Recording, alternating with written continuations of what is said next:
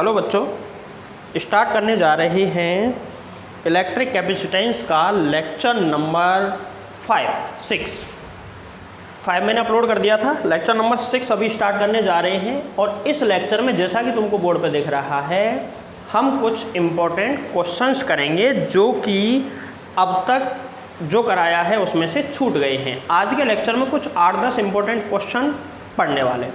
तो सबसे पहले यहाँ पे ये वाला क्वेश्चन दिख रहा है, क्वेश्चन नंबर 1। देखो क्वेश्चन नंबर 1, इस क्वेश्चन का रिजल्टेंट कैपेसिटेंस निकालना है, मतलब कुल धारिता कितनी होगी इस परिपथ की। तो ऐसे क्वेश्चनों में कई बार बच्चा ऐसी जगह कंफ्यूज होता है, अगर मैं इस पर संधारित्र जोड़ दूँ तो ये क्वेश्चन मैंने करवा दिया, लेकिन इस पर संधारित्र नहीं जुड़ा तो अब ये क्वेश्चन कैसे होगा। तो ऐसे क्वेश्चन को सॉल्व करने का वही तरीका रहेगा जो पहले था। तुम इनको देखो ही मत, इसको कैसे सॉल्व करोगे। इसको सॉल्व करने के लिए ए से बी तक टर्मिनल बना दो, ए और यहाँ पर है बी। यहाँ पर दो संधारित्र हैं, ये दोनों सीरीज में हैं। दोनों सीरीज में, इनके बीच में अगर कोई तीसरा संधारित्र या तीसरा परिपथ निकला होता तो फिर ये सीरीज में नहीं माने जाते। अभी ये सीरीज में है, सी और सी दोनों सीरीज में, तो इनका कितना हो जाएगा, दोनों की जगह मैं लिख सकता हूँ C/2। दोनों की जगह कितना आ जाएगा, C/2। अच्छा, यहाँ से दो टर्मिनल ऐसे निकाले, ये दोनों सीरीज में है, क्योंकि यहाँ से कुछ ऐसे निकला होता तो ये सीरीज में नहीं होते, बट अभी दोनों श्रेणी में है। 2C और 2C का श्रेणी में C हो जाएगा। तो अभी यहाँ ये तो C है और इसके ऊपर इन दोनों का मिला के कितना हो गया भैया, ये वाला हो गया C। 2C का C हो जाएगा, आधा हो जाता है अगर सेम है तो, और दो हैं तो। इसके बाद में इधर समझो, C और C/2 तीनों समांतर में है। चाहे तो हम इसको ऐसे हल कर सकते हैं, C और C का कर लो 2C, C और C का कितना हो गया 2C, और नीचे क्या चल रहा है C/2 ऐसे। This is A and B। और इसका फाइनल अगर निकालना है तो 2C तो यहाँ पर है और आधा C यहाँ पर है, 2 और आधा 2.5 हो जाता है। 2.5 का मतलब होता है C equivalent is equal to 5/2C। This is final answer. ये तो सरल क्वेश्चन था। अब अगला क्वेश्चन देखो, क्वेश्चन नंबर 2। इस क्वेश्चन नंबर 2 को ध्यान से समझो। इस क्वेश्चन के अंदर ये पॉइंट तो है A और ये पॉइंट है B। A B दोनों पॉइंट हैं, इनके बीच में तुल्य धारिता निकालनी है। तो तुल्य धारिता निकालने के लिए यहाँ पर ध्यान से समझना कैसे सॉल्व करोगे इसको, कि इस वाले टर्मिनल को छेड़ना नहीं है। अच्छा, ये कईयों को लग रहा होगा ये वाला जो क्वेश्चन है, देखो इस वाले टर्मिनल को छेड़ो मत, अभी मत छेड़ो। और अब इसमें हम कुछ नई चीज़ ढूंढते हैं, और वो क्या है, देखो यहाँ से अगर मैं इसको, इस वाले टर्मिनल को ऐसे सीधा कर दूँ और उसको ऐसे सीधा कर दूँ, कईयों को ऐसा लगेगा, देखना ध्यान से, कि ये टर्मिनल है ऐसे, यहाँ से एक टर्मिनल ऐसे आ रहा है, ऐसे, दूसरा ऐसे ऐसे आ रहा है।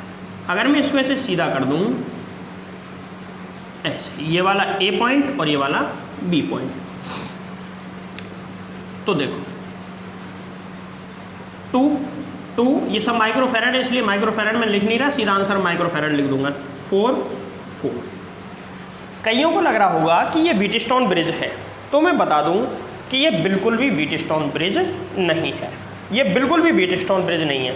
व्हीटस्टोन ब्रिज कब होता, जब A और B यहाँ पे होते, A B, ठीक है। और A और B के अलावा ये दो टर्मिनल ऐसे ऐसे, ये दोनों टर्मिनल होते इस तरीके से, दो टर्मिनल ऐसे होते, यहाँ पे संधारित्र होते और एक संधारित्र यहाँ पे होता, तो व्हीटस्टोन ब्रिज बनता। तो समझ गए होंगे व्हीटस्टोन ब्रिज नहीं है। इस परिपथ को सॉल्व करना एकदम आसान है, बेसिक सवाल मैंने बहुत सारे करवाए हैं। तो ये एक्चुअल में ये वाला टर्मिनल ऐसे है, इसको सॉल्व करने के लिए देखो ये दोनों श्रेणी में, ये दोनों श्रेणी में, ये 4 ये वाला भी 4, तो A और B, यहाँ पे A और यहाँ पर B, बीच में कितना है 2 माइक्रोफैरड, 2 माइक्रोफैरड यहाँ पर है। इन दोनों का सीरीज में हल करेंगे तो इस तरीके से परिपथ बन जाएगा। देखो कैसे, 2 और 2 श्रेणी में है, 2 और 2 श्रेणी को करेंगे तो कितना आ जाएगा 1। 4 और 4 श्रेणी में है, इनको करेंगे तो भी 4 और 4 का 2 आएगा, सॉरी। अब ये तीनों के तीनों समांतर में आ गए। समांतर के लिए C equivalent is equal to 1 + 2 + 2, final answer 5 microfarad. तो देखो कई बार क्या है, हमको क्वेश्चन थोड़ा सा अजीब लगेगा, दिखने में क्वेश्चन अजीब हो सकता है, बट एक्चुअलिटी उस क्वेश्चन को अगर हम एक अच्छे डायग्राम, इस डायग्राम को इस डायग्राम में रिप्लेस करने में कुछ नहीं है। बी को मैंने यहाँ से पकड़ के ऐसे कर दिया है और ए को सीधा कर दिया है, बस इतना ही तो किया। यहाँ पे कोई संधारित्र है नहीं तो सीधा कर सकते हैं, क्या दिक्कत आ रही है, कोई टर्मिनल बीच में आ ही नहीं रहा। तो हमने इन टर्मिनलों को जैसे ही सीधा किया, ये कंडीशन बन जाती है और ये सवाल हो जाएगा। ठीक है, इस तरीके से सवाल करने हैं। अब आते हैं हम अगले सवाल पर। ठीक है, अगले सवाल को देखो, क्वेश्चन नंबर 3। क्वेश्चन नंबर 1 और 2 ऐसे सॉल्व कर लो। क्वेश्चन नंबर 3, क्वेश्चन नंबर 3 देखो क्या है। क्वेश्चन नंबर 3 कुछ ऐसा है कि परिपथ कुछ इस टाइप से जुड़ा हुआ है, देखना ध्यान से। यहाँ पे बैटरी है, कितने भी वोल्ट की बैटरी जोड़ दे, ये जैसे 5 वोल्ट 10 वोल्ट लिख दे तो उससे कंफ्यूज नहीं होना। क्यों कंफ्यूज नहीं होना है, क्योंकि हमको तुल्य धारिता निकालनी है। तुल्य धारिता में बैटरी का कोई काम नहीं है, कितने भी वोल्ट की हो भले ही। यहाँ से एक टर्मिनल ऐसे कनेक्टेड है, यहाँ से दूसरा टर्मिनल इस तरीके से। संधारित्र एक यहाँ पर है, एक संधारित्र यहाँ पर है, एक यहाँ पर है, सभी जगह एक एक संधारित्र जोड़ दिया। एक यहाँ पर जोड़ दो, एक यहाँ पर, और चाहो तो यहाँ पर भी जोड़ दो अगर जोड़ना चाहो तो। ठीक है, इस तरीके से। ये 20 वोल्ट की बैटरी है। C सभी की धारिता C है, इन सब की धारिता कितनी है C। अब हमसे पूछ रहा है कि इस परिपथ की तुल्य धारिता कितनी होगी, ये निकाल के बताओ। तो इस परिपथ की तुल्य धारिता निकालने के लिए इस परिपथ को कहाँ से हल किया जाए कि आसानी से तुल्य धारिता इसकी निकल जाए। तो कहाँ से हल करेंगे समझो। देखो भैया, बैटरी से सबसे दूर जाओ, ये बैटरी है, बैटरी से सबसे दूर वाला पॉइंट ये है या ये है। यहाँ से इसको सॉल्व करना शुरू हम करेंगे नहीं, इसको सॉल्व करना यहाँ से शुरू करेंगे। गौर से देखो, यहाँ पर ये ऐसे ऐसे आके ऐसे आते हुए इस तरीके से यहाँ पे पहुँच जाओगे, तो बीच में कोई टर्मिनल अगर ऐसे आता कहीं और जुड़ता तो हम मान लेते कि ये दोनों श्रेणी में नहीं है, लेकिन अभी ये दोनों श्रेणी में हैं। श्रेणी में है तो C और C को श्रेणी में हल करोगे तो क्या आएगा C/2। चलो इसका नेक्स्ट परिपथ बनाते हैं। बैटरी यहाँ पे जुड़ रही है, तो बैटरी से यहाँ से टर्मिनल, बैटरी को मैं हटा देता हूँ और इनको टर्मिनल मान लेता हूँ। ये A पॉइंट आ गया और नीचे आ गया B पॉइंट। बैटरी इसीलिए जोड़ी है कि A और B पॉइंट ये है। अब देखो बाकी परिपथ सेम टू सेम रहने दो, ऐसे ये जुड़ रहा है और एक और जुड़ रहा है इसी तरीके से, और इनके बीच में यहाँ पर एक संधारित्र है, एक संधारित्र यहाँ पर है और एक संधारित्र यहाँ पर है। ठीक है, ये C और ये C दोनों का कितना हो गया, दोनों को हो जाएगा C/2, और दोनों के दोनों इस पॉइंट पे जाके जुड़ेंगे। तो मैं इसको ऐसे जोड़ देता हूँ, ऐसे घुमा के यहाँ पर, ये हो गया C/2, C C C C और C। बोलो कोई दिक्कत? मैंने अभी तक कुछ नहीं किया है, मैंने अभी तक इन दोनों का श्रेणी क्रम में रिजल्टेंट निकाल के C/2 निकाल दिया और ये परिपथ ऐसे बन गया। अब इसको इसी तरीके से लगातार आगे बढ़ाते जाओ। अब देखो अगले परिपथ में किसको हल करें। अगले परिपथ में तुमको दिख रहा होगा कि ये दोनों समांतर में आ चुके हैं। समांतर में आए C और C/2, तो समांतर में C और C/2 को हल करने पे कितना आएगा 3C/2। कितना आएगा, इन दोनों को हल करने पे आएगा 3C/2। करके देख लेना। नेक्स्ट परिपथ बनाते हैं। तो this is A point and A के बाद में एक संधारित्र और B पॉइंट के बाद में भी एक संधारित्र, और यहाँ से आगे चल के एक संधारित्र यहाँ पर भी जुड़ा हुआ है। इन दोनों को हल किया तो इन दोनों की जगह पे कितना आ गया, इन दोनों की जगह पे आ गया 3C/2। ठीक है, और कहाँ कहाँ कौन कौन सा टर्मिनल है, एक ये वाला टर्मिनल रह गया है, ये यहाँ से ऐसे कितना आ गया C C C C, और इनकी जगह 3C/2 कितना आ गया। अब देखो ये वाला और ये वाला, ये तीनों के तीनों सीरीज में आ गए। ये तीनों के तीनों सीरीज में आ चुके हैं। अब ये सीरीज में आए तो सीरीज में इनको हल कर लो एक बार, ठीक है। इन तीनों को सीरीज में हल करो और हल करने के बाद में इनका आंसर निकाल लो। देखो इनका आंसर कितना आता है, तीनों का आंसर मैं निकाल के बताता हूँ। ये तीनों सीरीज में, सीरीज के लिए फॉर्मूला होता है 1/c equivalent is equals to 1/c plus 1/c plus 1/3c/2। इसको मैं लिख सकता हूँ 2/3c। 3c/2 आएगा, 2 पर पहुँच गया, ठीक है। तो देखो यहाँ पे इन तीनों का इक्विवेलेंट कितना है, इसको c डैश मान लो। चलो 1/c dash is equal to यहाँ पे 3c एलसीएम। 3c एलसीएम आया तो यहाँ पे 3 + 3 + 2 कितना आ गया, c डैश बराबर फाइनली कितना आ गया, उल्टा कर देना इसको, 3c/8। 3c/3 3 3 3 6 और 2 8, 3c/8 c डैश की वैल्यू आ गई। और c डैश इन तीनों का परिणामी है, ऐसा मान लो। c डैश क्या है, इन तीनों का परिणामी। नेक्स्ट डायग्राम बनाते हैं। नेक्स्ट डायग्राम, ए पॉइंट यहाँ पर है, ए पॉइंट के बाद में एक संधारित्र, संधारित्र गया, संधारित्र अब नहीं बचा, ठीक है। इन तीनों की जगह एक ही काम में ले लो, ऐसे यहाँ से घुमा के वापस ले आओ बी। इन तीनों की जगह पे एक काम में ले सकता हूँ और उसकी जगह c डैश है। c डैश बराबर कितना है, 3c/8, ठीक। अब कौन सा बचा, ये वाला और ये वाला। तो ये संधारित्र मैं यहाँ पे जोड़ देता हूँ c, और एक यहाँ पर जुड़ा हुआ है ऐसे, इसको भले सीधा जोड़ दो, कोई दिक्कत नहीं है। ये भी कितना है, c। भाई इसको ऐसे जोड़ा हुआ है, सीधा जोड़ दो, क्या फ़र्क पड़ रहा है उसमें, ठीक है। देखो अब ये दोनों के दोनों किस में आ गए, समांतर में। इनको समांतर में हल कर लो। इनको समांतर में हल करेंगे तो ये जुड़ जाएंगे, और जुड़ेंगे तो इनकी जगह पे कितना आएगा, देखो c + 3c/8। इनको जोड़ेंगे तो एलसीएम आएगा 8 एलसीएम आया, 8 यहाँ पे 8c + 3c मतलब 11c/8 आ जाएगा इस जगह पे, इन दोनों का परिणामी। अब नेक्स्ट परिपथ पे चलते हैं। तो ये ए के बाद में इन दोनों का परिणामी कितना आया, 11c/8, और यहाँ पर एक संधारित्र है जिसकी धारिता है c। अब दोनों देखो सीरीज में आ गई है, और सीरीज के लिए सीधा फॉर्मूला है c equivalent is equal to 1/c equivalent 1/c, या सीधा फॉर्मूला लगा, दो ही है ना, दो ही हैं तो सीधा c equivalent is equal to क्या होता है formula, c1 × c2, 11c/8 into c upon में c1 + c2, 11c/8 + c।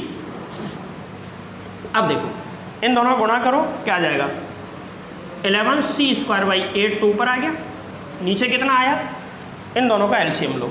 LCM कितना आएगा, 8 एलसीएम आया, 11c + 8c। जोड़ो इनको, 11 और 8 जोड़ेंगे तो 19 हो गया। तो c equivalent is equal to 11c² / 8, और इसके बटे में कितना, ये 19c/8।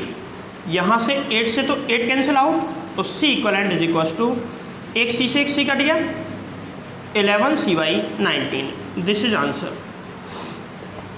ये इस परिपथ की तुल्य धारिता आ गई। तो इस तरीके से हम ऐसे सवालों को सॉल्व करेंगे। इस सवाल को नोट करो, वीडियो को रोक लो यहीं पे और आराम से इसको ढंग से नोट करो पहले तो, फिर हम अगले सवाल की तरफ चलते हैं।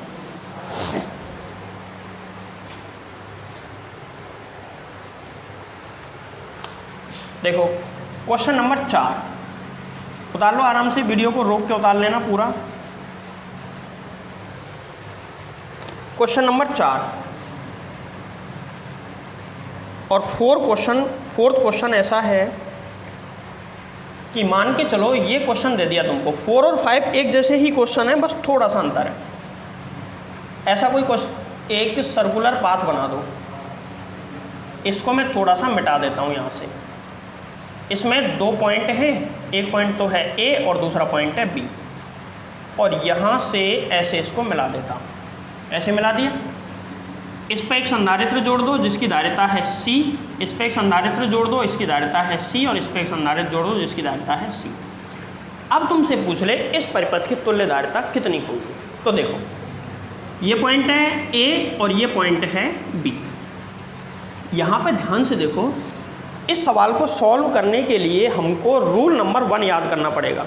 फर्स्ट टाइप के जो सवाल कराए थे मैंने पिछली वीडियो में, वो तुमको याद रखने पड़ेंगे। और उसमें फर्स्ट टाइप के सवाल ये थे कि अगर ऐसे कई क्वेश्चन मैंने बताए थे, अगर मान के चलो ऐसा परिपथ कहीं मिल जाए कि भाई यहाँ पे संधारित्र है, यहाँ पे संधारित्र है, और ए से लेके बी तक एक परिपथ सीधा है जिस पे कोई संधारित्र नहीं है, तो इसके लिए C equivalent is equal to 0, मतलब तुल्यधारिता 0, क्योंकि करंट को फ्लो होने के लिए सीधा पाथ मिल रहा है।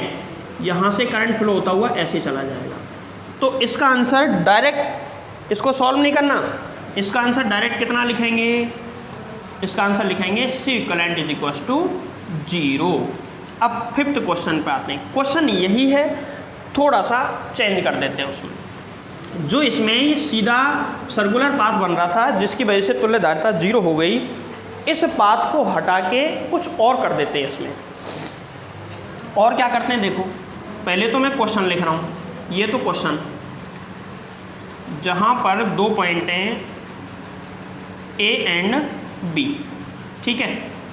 यहाँ से ऐसे ये 3 संधारित्र जुड़े हुए हैं, 1 2 3, और एक संधारित्र में यहाँ पर और जोड़ देता हूँ, सबकी धारिता C है। अब पूछ रहा है इस परिपथ की तुल्यधारिता। तो देखो, इस परिपथ में यहाँ से लेके यहाँ तक कंप्लीट पथ तो ऐसा है नहीं जहाँ से करंट घूम जाए, तो फिर इस सवाल को कैसे किया जाए। इस सवाल को हल करने के लिए हमको क्या करना पड़ेगा, ध्यान से समझो। मैंने बताया था कि जब सवाल में कुछ समझ में नहीं आए तो बैटरी जोड़ दो सवाल के अंदर। ए और बी पॉइंट पर बैटरी जोड़ दो, ये ए पॉइंट था, ये बी, यहाँ पर बैटरी जोड़ो। जैसे मान के चलो ये पॉजिटिव टर्मिनल है, ये नेगेटिव टर्मिनल, ऐसे जोड़ दी, नेगेटिव पॉजिटिव। पॉजिटिव का वोल्टेज मान लेते हैं, पॉजिटिव का जो विभव है वो मान लेते हैं V, और नेगेटिव का विभव क्या मान लेते हैं 0। इस जगह का विभव V, इस जगह का 0, तो इस जगह का विभव V, इसका विभव V है तो इसका भी V, इसका 0 है तो इसका कितना 0, इसका V तो इसका 0। इस बिंदु का विभव V, इस बिंदु का विभव 0, क्योंकि 0 वाले से कनेक्ट है, ये V वाले से कनेक्ट है, ठीक है। अब देखो, अब कौन सा पॉइंट बचा है जहाँ पे कोई नहीं है, 2 पॉइंट और हैं इसके अलावा, 1 और 2। यहाँ पर 0 है, यहाँ पर भी 0 है, तो यहाँ से यहाँ तक कोई संधारित्र के बीच में नहीं है, तो यहाँ पर भी कितना होगा 0। क्या मैं ऐसा कह सकता हूँ कि यहाँ पर कितना होगा या यहाँ पर भी हो सकता है? नहीं, क्योंकि यहाँ पर बीच में एक संधारित्र जुड़ा हुआ है, यहाँ कुछ नहीं जुड़ रहा है, तो जहाँ तक कुछ नहीं जुड़ रहा वहाँ तक पोटेंशियल यानी कि विभव 0 होगा। अब बचा ये वाला पॉइंट, इस पॉइंट को मैं कोई x पॉइंट मान लेता हूँ, इसका विभव मैं कितना मान लेता हूँ, माना कि x। 3 पॉइंट है हमारे पास, 3 पॉइंट है। सबसे पहले इस परिपथ को सिंप्लीफाई करो। 3 परिपथ हैं, 3 बिंदु हैं इसमें। एक तो है जिसका पोटेंशियल है v पोटेंशियल है a पॉइंट का। इसके बाद में दूसरा पॉइंट कौन सा है, अंतिम पॉइंट है b, जिसका पोटेंशियल कितना है 0। इनके बीच में भी एक बिंदु है, इनके बीच में भी एक बिंदु है जिसका पोटेंशियल कितना है x पोटेंशियल है, या x बिंदु मान लो, x बिंदु, और इसका पोटेंशियल भी x मान लिया। अब जो जिसके बीच में जुड़ रहा है जोड़ दो। ये वाला संधारित्र किसके बीच में जुड़ रहा है, v और x के बीच में, तो v और x के बीच में ये संधारित्र मैंने जोड़ दिया। इसकी धारिता कितनी है c। अब ये वाला संधारित्र किसके बीच में, x और 0 के बीच में, तो x और 0 के बीच में इसको जोड़ दो, इसकी धारिता c, ये जुड़ गया, ये जुड़ गया। अब इसको देखो, ये भी किसके बीच में है, x और 0 के बीच में, मतलब x से 0 के बीच में ही इसको जोड़ना है, जुड़ गया, इसकी धारिता भी c। अब बचा लास्ट वाला, ये किसके बीच में, गौर से देखो, ये है v और 0 के बीच में, तो v ये रहा और 0 ये रहा। इन दोनों के बीच का मतलब है ये इन दोनों पॉइंट्स पर जुड़ रहा है कुछ इस तरीके से, जिसकी धारिता भी कितनी है c। अब इसको हल करो, तो अब तो ये बेसिक तरीके से ही हल हो जाएगा। देखो, ऐसे मैंने कई सवाल कराए हैं, बट फिर भी मुझे लगा कि ये क्वेश्चन तुम्हारी बुक्स वगैरह में दे रखे हैं, कई जगह तुमको दिक्कत आ रही होगी, इसलिए मैं इनको करवा रहा हूँ, ठीक है। देखो, इसके बाद में हम आगे बढ़ते हैं। तो सबसे पहले ये दोनों समांतर में हैं, इनको समांतर में हल करो। सी और सी का कितना हो जाएगा, ये दोनों समांतर में, इनको हल करो। समांतर में हल करने के बाद सी और सी का c/2, तो यहाँ पे पॉइंट है A और फाइनल पॉइंट है इसमें B। यहाँ पर C, यहाँ पर भी C, ये तो C है ही, यहाँ पर C और C का कितना आ गया c/2, ये ऑलरेडी क्या है C, और यहाँ से यहाँ तक के बीच में एक C और जुड़ रहा है, यहाँ से यहाँ तक के बीच में एक और जुड़ रहा है जिसकी धारिता कितनी है C। ठीक है, अब सुनो, ये दोनों सीरीज में आ गए, इन दोनों को सीरीज में हल करो। सीरीज में हल करेंगे तो सीरीज में हल करने के लिए माना कि इनका C' आया, तो C' का फॉर्मूला क्या होगा, C इंटू c/2 अपॉन में C plus c/2। C' is equal to c² 2 upon में C प्लस c/2 3c/2, 2 से 2 कट गया, C से C, कितना आ गया c/3। कितना आ गया इसका 3c/, नहीं गलत आया, इसका कितना आएगा देखो, एक बार वापस सॉल्व कर लेते हैं। C into c/2, C into c/2, C plus c/2, तो C' इज इक्वल टू कितना c² 2 अपॉन में ये कितना, एलसीएम लो, C प्लस c/2 3c/2 ही होगा, 2 से 2 कट गया, C से, सही है, c/3 आएगा इसका, C' is equal to c/3। ठीक, अब देखो नेक्स्ट डायग्राम क्या बनेगा, लास्ट डायग्राम, नेक्स्ट क्या, लास्ट कहो इसको, A और यहाँ पे पॉइंट कौन सा है B, इन दोनों के बीच में जो संधारित्र है वो C' है, C' बराबर कितना है c/3, और इसके समांतर में कौन है, एक संधारित्र जिसकी धारिता कितनी है C। अब ये दोनों समांतर में है तो C इक्वलेंट, समांतर के लिए सीधा C' प्लस C, C' की वैल्यू c/3 प्लस c/1 मान लो, तो C equivalent is equal to, LCM लो इसका, एलसीएम कितना आएगा 3, तो ऊपर C प्लस 3c, कितना 4c/3। This is final answer. इसकी धारिता इतनी आएगी। तो वीडियो को पॉज कर लो आराम से और इस सवाल को भी एक बार नोट कर लो।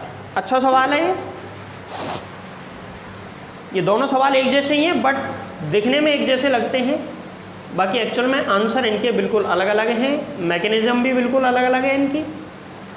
फिर चलते हैं हम question number next, question number 6 देखो, क्वेश्चन नंबर 5 तक हो गए, क्वेश्चन नंबर 6, क्वेश्चन नंबर 6 और 6 क्वेश्चन कुछ ऐसा है, थोड़ा सा अलग है। देखो जैसे कि व्हीटस्टोन ब्रिज वाले क्वेश्चन करवाए मैंने, अब व्हीटस्टोन ब्रिज के 2 क्वेश्चन समझ लो। अगर मान के चलो ऐसा कोई सवाल दे दिया जाए, चलो सवाल ही बना देता हूँ मैं, तरीका तो बता दिया मैंने ऑलरेडी, एक सवाल बना के बता देता हूँ मैं। ऐसे करके एक संधारित्र है, संधारित्र संयोजन का चित्र है इस तरीके से, यहाँ पर A बिंदु है, यहाँ पर B बिंदु है, ठीक है। और संधारित्र की धारिताएं कुछ इस प्रकार हैं, इसकी तो है C और इधर वाले की है 3C, इस वाले की धारिता है 2C और इस वाले की धारिता है मान के चलो 6C, और बीच वाले पर 2 संधारित्र जुड़ गए, एक C और दूसरा है 2C। अब इस परिपथ की तुल्य धारिता बताओ। तो कई बच्चे क्या दिमाग लगाएंगे कि यार व्हीटस्टोन ब्रिज में तो बीच वाले पे एक ही संधारित्र होता है। अरे बीच वाले पे जा ही क्यों रहे हो तुम, बीच वाले पे जाओगे तो सवाल गलत करोगे। तुम ये देखो कि अगर C1/C2 बराबर C3/C4 हो रहा है, या C1/C2 बराबर C3/C4 हो रहा है, तो बीच वाले पे जाने की जरूरत ही नहीं है, क्योंकि बीच वाला निरर्थक परिपथ होता है, इसको हम हटा सकते हैं। तो यहाँ पे C1 बराबर कितना है C, C2 बराबर 3C, C3 बराबर 2C और C4 बराबर 6C। ऐसे मानते हैं, इसको मानते हैं C1, इसको C2, ऐसे भी मान सकते हो तुम C3 और इसको मान सकते हैं C4। तो अगर ये फॉलो हो गया C1/C2 यदि बराबर हो गया C1/C2 बराबर हो गया C3/C4 के, तो ये बैलेंस परिपथ आ जाएगा। C1 की वैल्यू C/3C बराबर 2C/6C। इसको जब तुम काटोगे इधर वाले को तो क्या आएगा 1/3, इसको भी काटोगे तो क्या आएगा 1/3, 1/3 बराबर 1/3 उदासीन परिपथ है, और उदासीन परिपथ है तो बीच वाला टर्मिनल इसमें काम नहीं करेगा, ये वाला इसमें काम नहीं करेगा। तो बचा क्या, यहाँ पे ए के बाद में यहाँ पर सी, बीच वाला हट गया तो ये पूरा एक ही हो गया, यहाँ से लेके यहाँ तक ये एक ही परिपथ हो गया। सी के बाद में 3C और 3C के बाद में पॉइंट बी पे पहुँच गए। इधर से देखो 2C और इधर 6C, और यहाँ से जाते हो यहाँ पहुँच गए, और उधर कौन सा पॉइंट है, बी। अब इसको तुम आराम से सॉल्व कर सकते हो। तो इस सवाल को मैं सॉल्व नहीं कर रहा हूँ, कमेंट करके मुझे इसका आंसर बताना कितना आएगा, ठीक है। अब चलें क्वेश्चन नंबर 7 पे। क्वेश्चन नंबर 7 देखो, व्हीटस्टोन ब्रिज का ही है, और मैंने वहाँ पे कुछ तरीके के व्हीटस्टोन ब्रिज परिपथ बताए थे कि ऐसा ऐसा परिपथ हो सकता है। बाद में मुझे एक क्वेश्चन और मिला जो भी व्हीटस्टोन ब्रिज का ही है, थोड़ा अलग टाइप का उसका परिपथ है। देखो कैसे अलग टाइप का परिपथ है और वो कैसे काम करेगा। इस क्वेश्चन को एक बार नोट करें।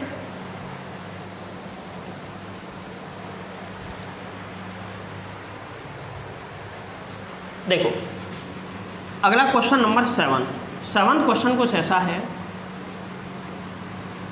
ये परिपथ है, इस तरीके का परिपथ बना दो, इसका सेंटर पॉइंट पकड़ लो, लगभग सेंटर से इसको मिला दो, इसको भी मिला दो,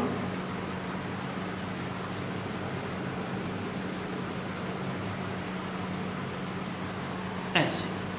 इसमें ये वाला पॉइंट है ए और ये वाला पॉइंट है बी। यहाँ पर एक संधारित्र इसके समांतर में, इसके पास में, और एक संधारित्र यहाँ पर, एक यहाँ पर, एक यहाँ, एक यहाँ और एक यहाँ। ये एक परिपथ बना दिया, और अब तुमसे पूछ रहा है कि ए और बी के बीच में परिपथ की तुल्यधारिता ज्ञात करो। तुल्यधारिता निकालनी है, चलो तुल्यधारिता निकालते हैं। इनकी वैल्यू देखो कितनी कितनी है, इनकी वैल्यू सबकी मैं लिख देता हूँ। इनकी वैल्यू है, यहाँ पर है 1, यहाँ पर है 2, 6, 3, 6 और इसकी 2 और 2, ये इनकी वैल्यूज़ हैं। अब तुमसे पूछा है ए और बी के बीच में तुल्यधारिता निकालो। तो सबसे पहले इस परिपथ को थोड़ा सरल करने की कोशिश करो। सरल करते हैं। देखो इस पॉइंट से इस पॉइंट के बीच में कोई संधारित्र नहीं है, इस पॉइंट से इस पॉइंट के बीच में कोई संधारित्र नहीं है, मतलब ये एक ही पॉइंट इसको मान सकते हो। तो इस परिपथ को हम सरल करने की कोशिश करते हैं। तो सबसे पहले देखो इन दोनों को समांतर मान सकते हैं क्या? इन दोनों को समांतर मान सकते हैं? नहीं, क्योंकि इनके बीच में ये और ये अटके हुए हैं। अगर यहाँ पर मैं एक संधारित्र जोड़ दूँ तो ये भी समांतर नहीं होंगे, ध्यान रखना। लेकिन अभी यहाँ पर कुछ नहीं जुड़ा है तो इन दोनों को हम समांतर मान सकते हैं। कोई अवरोध, कोई दिक्कत बीच में इनके है नहीं। क्लियर? 2 और 2 समांतर में है तो 2 और 2 का कितना हो जाएगा? 4। 2 और 2 का 4 हो जाएगा। तो नेक्स्ट डायग्राम इसका ऐसे बना सकते हैं हम। ये ए पॉइंट के बाद ऐसे इसको मिला दो और पास में मिला लो, गली छोटा डायग्राम बनाना हो तो ऐसे, और इसके बाद में ऐसे इसको मिलाते हुए ये एरो का जैसा सिंबल बन गया। यहाँ पे 1 माइक्रोफैरड है, 2 माइक्रोफैरड, यहाँ पे कितना 6 माइक्रोफैरड, और ये वाला कितना 3 माइक्रोफैरड, ये वाला कितना 6 माइक्रोफैरड, और ये टोटल कितना बन चुका है? 2 और 2 4, और ये वाला पॉइंट है बी। अच्छा, जब हमने इसको सॉल्व किया समांतर में, उसी समय एक काम करो, इन दोनों को श्रेणी में सॉल्व कर लो। ये दोनों सीरीज में हो सकते हैं? अरे बिल्कुल हो सकते हैं। क्यों नहीं हो सकते? क्योंकि यहाँ से यहाँ तक आ रहा है, दोनों सीरीज में है। भाई इनके बीच में अगर कोई टर्मिनल यहाँ से ऐसे जाता या और कहीं जाता तो ये श्रेणी में नहीं थे, लेकिन अभी तो ये किस में है? श्रेणी में। 3 और 6 श्रेणी में, इसलिए इनको श्रेणी में हल करो। श्रेणी में हल करेंगे तो श्रेणी में हल का फॉर्मूला होता है 1/c'। इन दोनों का परिणाम में c' मान लेता हूँ, तो c' कितना आएगा? यहाँ पे हल कर देता हूँ 1/c' बराबर 1/3 + 1/6, या सीधा फॉर्मूला लगा लो, c' बराबर 3 × 6 / 3 + 6 कितना आया? 3 × 6 18/9 बराबर 2 माइक्रोफैरड। c' बराबर कितना आ गया? ये 2। तो मैं इन दोनों को यहाँ से हटा के इन दोनों की जगह में यहीं लिखूंगा ना, इसको कितना? 2 माइक्रोफैरड। बोलो सही है यहाँ तक बात? अब मैं क्या करूँगा, इसको व्हीटस्टोन, अब कई बच्चों को ये व्हीटस्टोन जैसा दिख रहा होगा, नहीं दिख रहा है तो अभी दिख जाएगा, दिखने लग गया होगा। वैसे सबसे पहले मैं क्या कर रहा हूँ, देखो नेक्स्ट डायग्राम इधर ही बनाता हूँ जिससे समझ में आए। ये लाइन बना रहा हूँ मैं, ये लाइन में बना रहा हूँ सबसे पहले, और इस पर कितना है ये 6, इधर लिखा हुआ है 6। मैं 6 वाले को यहाँ पे कनेक्ट कर रहा हूँ, ठीक है। इधर मैं B पॉइंट बना देता हूँ और इधर इसके A पॉइंट है। इस बिंदु को और इस बिंदु को सेम मान सकते हैं क्योंकि इनके बीच में कोई संधारित्र नहीं है, तो एक ही पॉइंट है। और ये दोनों बिंदु किससे जुड़े हुए हैं, A से। A के पास इसको लाओ, A के पास लाएंगे तो ये A पॉइंट और A से ऐसे लाइन, और यहाँ से इसको ऊपर तक मिला दो। ये तो ऊपर तक मिला हुआ ही है तो इसमें तो कोई दिक्कत है ही नहीं। कितना 1 और इधर कितना 2, बीच में 6। अब इधर से एक काम करो, इधर B पॉइंट है, यहाँ से इसको आगे लाओ। अब ये यहाँ से जाके B पॉइंट पे मिल रहा है और ये भी यहाँ से जाके B पॉइंट पे मिल रहा है, बीच में कोई संधारित्र नहीं है, तो दोनों बिंदुओं को एक ही जगह से ले जाओ। यहाँ से जाओ, बीच में 2 माइक्रोफैराड का संधारित्र और B से जाके मिल गया। यहाँ से गया, यहाँ का मतलब ये पॉइंट सेम है, तो ये ऐसे गया, ऐसे जाके और B पे मिल गया, बीच में 2 माइक्रोफैराड का संधारित्र है। यहाँ से ये चलता है, ये भी B पे जाके मिलेगा, और यहाँ पे कितना है 4 माइक्रोफैराड। अब आगे इस सवाल को सॉल्व करना बहुत आसान है। ये उदासीन स्थिति में है या नहीं भाई, 1/2 बराबर 2/4 बराबर है। बीच वाला काम नहीं करेगा, बीच वाला काम नहीं करेगा, तो इसका बिल्कुल आसान सा इसका जवाब आ जाएगा ऐसे। देखो इधर कितना 1 के बाद कितना 2, नीचे कितना 2 के बाद में कितना 4, और यहाँ से पॉइंट कौन सा आ गया B। क्लियर। अब 1 और 2 को समान श्रेणी में करो और इसको श्रेणी में करो, तो इन दोनों को श्रेणी में करने पे कितना आएगा, इन दोनों को श्रेणी में करने पर कितना आएगा 1 × 2 अपॉन में 1 + 2, मतलब 2/3। कितना आ जाएगा 2/3। इन दोनों कितना आएगा, यहाँ पे इन दोनों का निकाल के देख लो, 2 × 4 अपॉन में 2 + 4 कितना 4 दूनी 8/6, यानी कि 4/3।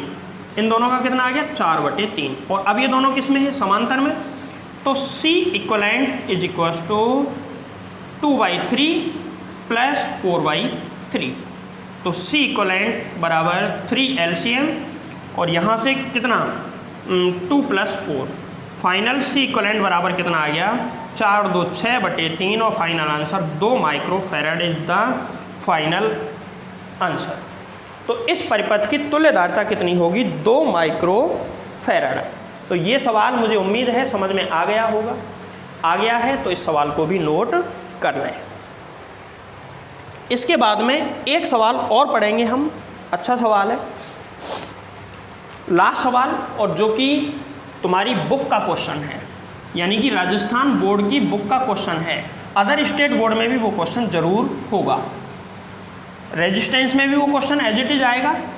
हालांकि वो जो क्वेश्चन है ना, इसको एक बार नोट करो,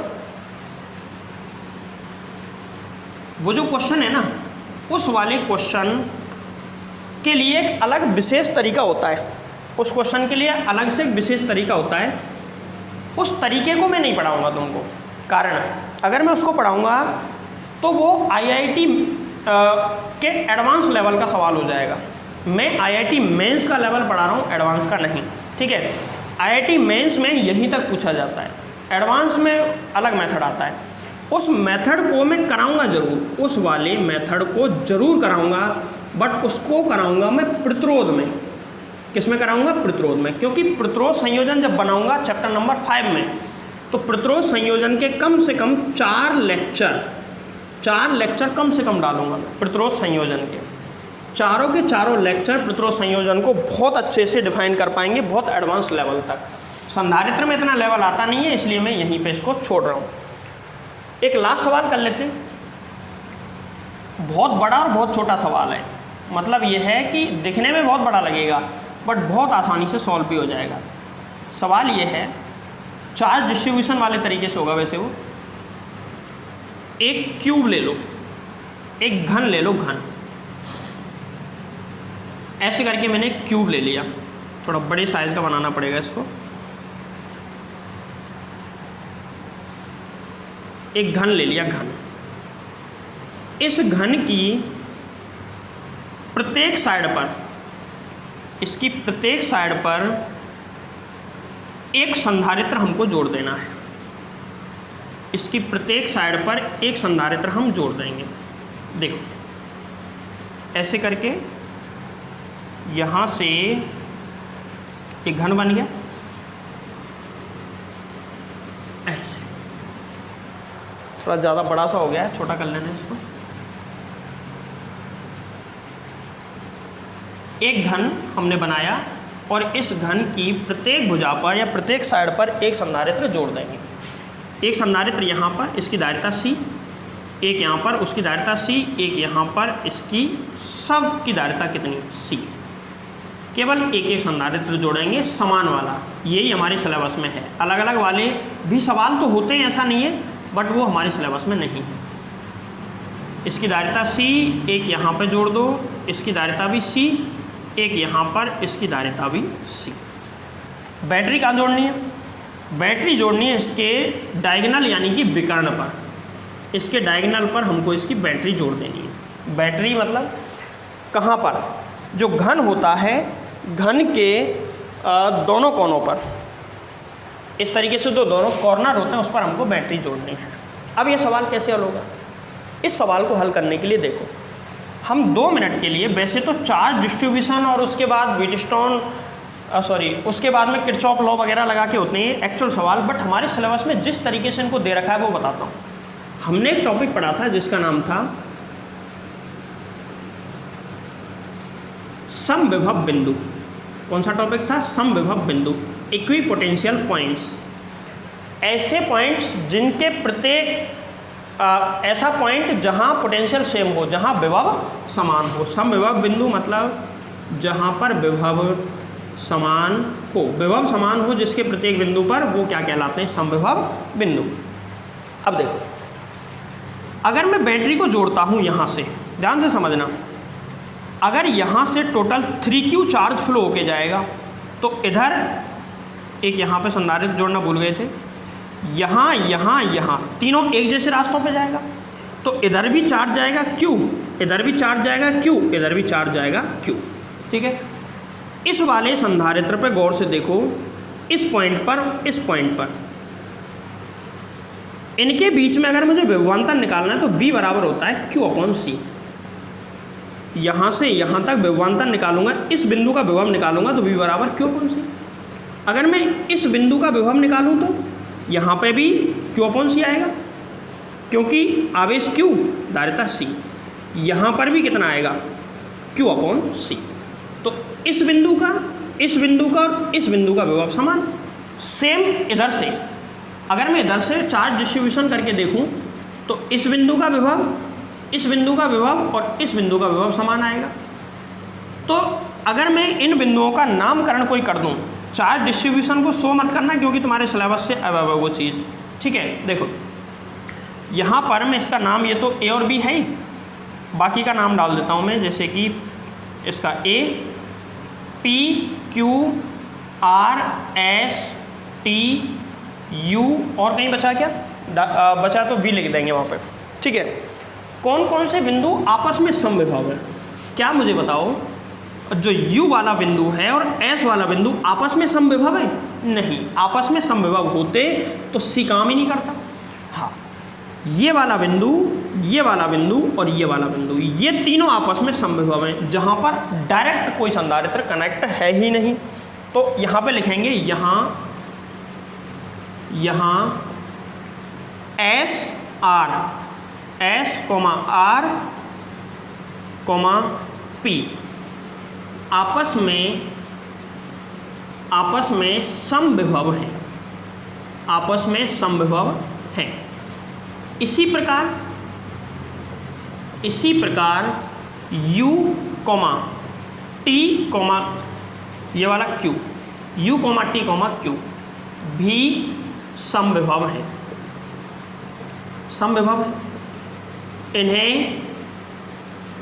उभयनिष्ठ बिंदु मान सकते हैं।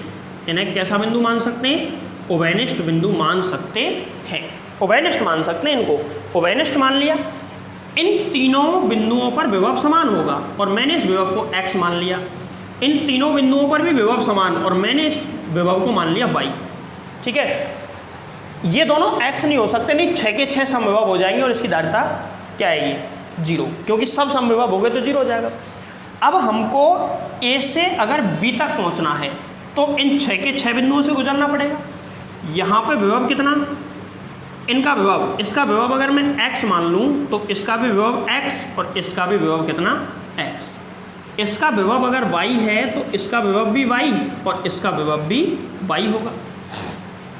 अब सुनो, मुझे डायग्राम बना रहा हूँ मैं सिंपल, इधर A और लास्ट में है B, लास्ट में B, बीच में दो बिंदु आने चाहिए। कौन कौन से, एक तो है x, एक तो है x और दूसरा है y। एक x और दूसरा कौन सा है y। x y दो बिंदु ले लिए। अब मैं सभी संधारित्रों को एक एक करके इनसे कनेक्ट कर देता हूँ। देखो चलो एक एक करके संधारित्र का नंबर लगाते हैं। तो ये संधारित्र किस किस के बीच में, टिक करता जा रहा हूँ मैं इसको। ये वाला संधारित्र किस किस के बीच में बताओ, ये है a और x के बीच में, a और x के बीच में यहाँ पे मैंने जोड़ दिया, जिसकी धारिता कितनी है c। अब इस पे आ जाओ, ये किसके बीच में, ये भी a और x के बीच में ही है, तो इसको मैं यहाँ से ऐसे कनेक्ट कर देता हूँ। a और x के बीच में जुड़ गया, जिसकी धारिता भी c। इस वाले संधारित्र देखो, ये भी a और x के बीच में, तो इसको मैं यहाँ से ऐसे कनेक्ट कर देता हूँ, ये भी a और x के बीच में आ गया। आगे देखो, इस वाले पॉइंट की मैं बात कर, अब इस संधारित्र पे आ जाओ, इस वाले संधारित्र पे, ये वाला, ये संधारित्र कहाँ है, ये है x और y के बीच में, x और y ये रहे, इनके बीच में है, जिसकी धारिता कितनी है c। अब आगे चलते हैं, इस वाले को देखो, ये कहाँ है, x और y के बीच में, x और y के बीच में एक और जोड़ दो, ये x और y के बीच में एक और जुड़ गया c। आगे देखते हैं और कहाँ है, और बीच वाले से पकड़ लो, ये देखो इधर x इधर y, x और y के बीच में ही है, तो ये भी है x और y के बीच में। ठीक है, आगे चलते हैं, आगे देखो ये वाला संधारित्र कहाँ है, x और y के बीच में, तो ये भी x और y के बीच में, तो और इसको बढ़ा लेते हैं, ये भी x और y के बीच में ही है, इसकी धारिता कितनी c। और कहाँ है, ये रहा, ये देखो ये भी x और y के बीच में ही है, तो इसको भी x और y के बीच में कनेक्ट कर देते हैं, इसकी धारिता c। और कौन सा बचा बीच में, बीच में और कौन सा बच रहा है, ये वाला, ये तो b और y के बीच में है, x और y के बीच में कोई बचा या हो गए सब, एक और बचा होगा, 6 होने चाहिए टोटल। ये देखो ये रहा, ये भी x और y के बीच में, तो इसको मैं यहाँ से ऐसे कनेक्ट कर देता हूँ। कैसे कनेक्ट कर लो, एक ही बात है, ये भी, इसकी धारिता भी कितनी c। अब बचा ये वाला, ये किसके बीच में, y और b के बीच में, y और b के बीच में, जिसकी धारिता कितनी है c। ये वाला, ये भी है y और b के बीच में, इसकी धारिता भी कितनी c। ये वाला देखो, ये भी है y और c के बीच में, इसकी धारिता भी कितनी, बोलो c। ये परिपथ बन के आया। अब इसको सॉल्व करना कोई मुश्किल काम नहीं है, दुनिया का सबसे आसान सवाल अब ये बन जाएगा। 10th क्लास का बच्चा भी अगर उसको फॉर्मूला बता दिया जाए तो इसको कर देगा। चलो करते हैं। तो समांतर में हल करने के लिए सीधे सीधे जुड़ जाते हैं, सीधे सीधे जुड़ेंगे तो इसका नेक्स्ट परिपथ क्या बनेगा, देखो C 3C, यहाँ पे कितने 1 2 3 4 5 6 6C और ये 3C। यहाँ पर एक तो आ गया 3C के बाद में 6C के बाद में 3C, और ये A से B के बीच में हम पहुँच गए। बोलो सही है। C इक्वलेंट निकालेंगे तो 1/C equivalent is equal to 1/3C plus 1/6C plus 1/3C। 1/C equivalent is equal to 6C LCM 2 + 1 + 2, और यहाँ से C equivalent is equal to 6C/5। उल्टा कर दिया है मैंने, ठीक है। उल्टा मतलब ये क्या आएगा, बराबर 5/6C, और हमको 1/C इक्वलेंट नहीं निकालना, C इक्वलेंट निकालना है। तो कितना आ गया 6C/5। ये इसका फाइनल आंसर है। बस क्वेश्चन नंबर ये कौन सा था, 8वां क्वेश्चन था शायद, जो भी था इस तरीके से आज की वीडियो को करते हैं यहीं पे एंड। ये सवाल मैंने तुमको करा दिए हैं, इस सवाल को नोट कर लो। ये सवाल वो थे जो कि रह गए थे, अब तक के क्वेश्चनों में से जो रह गए थे वो ये सवाल थे। इसके बाद में हम कल नया टॉपिक पढ़ेंगे जो कि टॉपिक का नाम है संधारित्र के बीच में अगर हम परावैद्युत भर दें, परावैद्युत पहले तो होता क्या है और इसके बीच में भर दें तो क्या फ़र्क इसकी धारिता पर पड़ेगा।